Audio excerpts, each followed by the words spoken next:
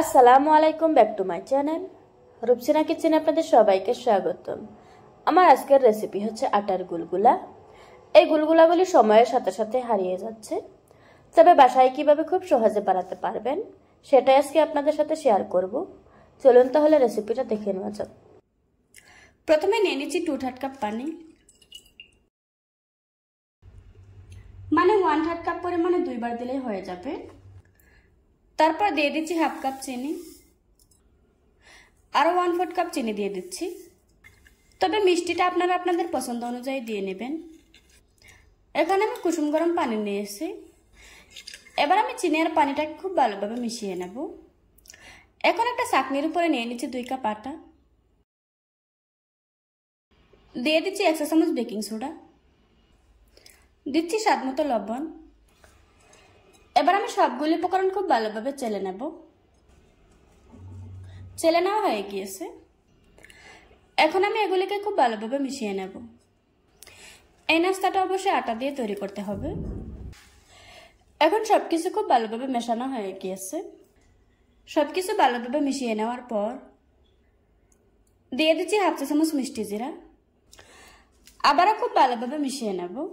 2-3 minute এটাকে খুব ভালোভাবে মিশিয়ে নিতে হবে। 2-3 মিনিট ভালোভাবে ফেটিয়ে নেওয়ার পর এবার আমি ঢাকনা দিয়ে ডেকে 20 মিনিটের জন্য রেস্টে রেখে দেব। আপনাদের হাতে সময় থাকলে 1 ঘন্টাও রেখে দিতে পারবেন। ফিরে এলাম 20 মিনিট পর। এখন আমি গুলগুলাগুলি বানিয়ে নেব। তার জন্য পরিমাণ মতো তেল গরম করে নিয়েছি।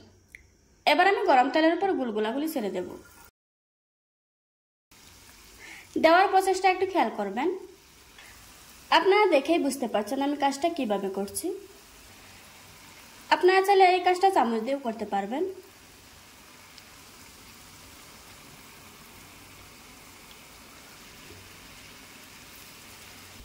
সবগুলি ছেড়ে দেওয়ার পর চুলার আঁচ মিডিয়ামে রেখে উল্টিয়ে পাল্টিয়ে খুব ভালোভাবে ভেজে নেব।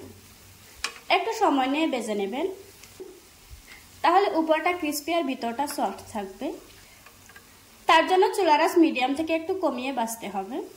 কিছুক্ষণ ভেজে নেওয়ার পর এখন খুব সুন্দর একটা কালার এসেছে। এবার আমি তেল ঝরিয়ে একটা প্লেটে তুলে নেব। এভাবে করে আজকে আমি সবগুলি গুলগুলা ভেজে নেব। দেখুন বন্ধুরা, আমার গুলগুলাগুলি বানানো হয়ে গিয়েছে। একটা ভেঙে আপনাদের সাথে শেয়ার করছি। আশা করছি আজকের এই সহজ রেসিপিটা আপনাদের কাছে ভালো লাগবে।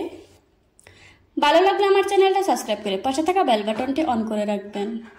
আবারও কথা হচ্ছে নতুন কোনো ভিডিওতে। ততক্ষণ সুস্থ থাকবেন, ভালো থাকবেন। আল্লাহ হাফেজ।